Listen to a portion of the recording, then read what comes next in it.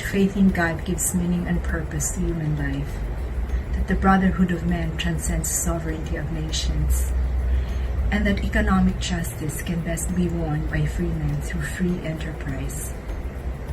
Some 38 years ago, at 21, fresh from college, I agreed to be the Perlas Pasay president after the second president left and migrated for the US. The chapter that I inherited was not quite the full chapter that you know it today. It was more like remnants of a group of girls that stayed on after some growing up pains that almost decimated Perlas Pasay. But nevertheless, we were young, we were enthusiastic, and we soldiered on to represent Perlas Pasay in many, many events, not only in Metro Manila but throughout the country. I remember us, a group of, one of the most fun events that we had was flying in a special flight to Iloilo for a Sisterhood Pact. The flight was organized by our past president, Lorna Yap. We also drove with Balikat and friends for another Sisterhood Pact in San Fabian, Pangasinan. Most of all, we showed a lot of love to our adopted barangay Maricaban through medical missions, including like an Operation Tuli. It was a memorable project because when the JC men learned about it, they were quite incensed that we did not inform them of such a project that was of great interest to them. I will always live by the tenets of the creed, that government should be of laws rather than of men, that Earth's great treasure lies in human personality, and that service to humanity is the best work of life. Perlas Pasay went through its birth pangs, members to be recruited, projects to be accomplished, personal styles to be gelled, commitments to be faced, and yes, the JC spirit to be upheld. 40 years after being chartered by Charter President Lorna Verano Yap, Perlas Pasay's growth has been remarkable and has now become a force to reckon with. She must really be very proud. But let's not just pat ourselves on the back or rest on our laurels. Keep up the good work. So much still have to be done. My term as president in 1986 was very historical and significant. The Filipinos were rejoicing. Democracy was restored after the famous EDSA revolution. At the time when organizations were folding up, we were able to sustain our activities locally and internationally. It was the first time that we had a sisterhood pact with the Sakai JCs in Nagoya, Japan. We were also involved in the 1986 TOYM Awards, and our project Butika sa Hardin won the most outstanding community project. We attended national conventions and joined rallies. Being president transformed me to a well-rounded person. It reinforced my leadership skills, my public speaking ability, and it enhanced my relationship skills with various types of people.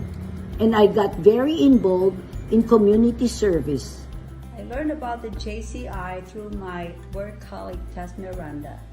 She recruited me and I became a member of Perlas Pasay JCs in 1986 when Lulu Soto was president. The JCs helped me develop good leadership skills. I learned how to prioritize. I became more result-oriented and more confident. The JCs also became my vehicle in Manila in serving the community, which I enjoyed doing growing up in Cebu. I love the people, the fellowship, the travels, the professionalism, and the helpfulness of the members. Madam Lulu Soto and the late Madam Tamonaksa were my mentors and made a huge impact on me. They helped me in my projects, and especially when I became president, they were always there to support and guide us in all our projects. From the bottom of my heart, the Perlas Pasay JCs and the JCI Philippines for the most rewarding, the most unforgettable, and fun experience in my single life. I was recruited into the JC organization in 1987 by then President Pearl Del Diaz Manaksa. What turned out to be an ordinary party invitation at the Elks Club then was the night I got inducted as a baby JC and her induction as president of Perlas Pasay. So what is my legacy for Perlas Pasay? First is my being a godmother, Ninang, to the sisterhood with JCI Soldong Daimon. During the term of President Cecil Tobalado, I was introduced by then National President Crispin D. to Vice President International of Soldong Daimon, Kang Shin Soon, and President William Kwan. So we took it from there. The sisterhood was sealed during the presidency of Pres Cecil Tobalado, Leoncito Tobalado. And the following year, we went to Korea. Our first visit with Lulu, Cynthia, me, Lenny, Tessie, and Jeannie Perez. Jeannie was president then, and the president of JCI Soldong Daimon was, of course, Kang Shin Sung, who facilitated our sisterhood and who was our counterpart. Very memorable. It was like a marriage ceremony I experienced. Among the grandest international events I've attended in my life, and I saw they didn't know how to speak English because all body language all the way. So you couldn't imagine how times progressed, and now Korea is front up in the entertainment field.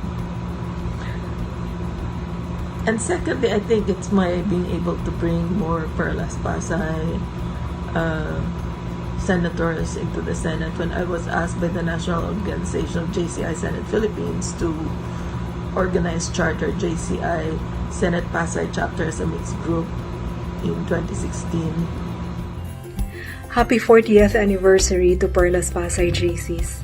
I'm very proud to be a part of Perlas Pasay JCs, and I'm very proud of you. Once a JC is always a JC. Happy anniversary to our beloved club.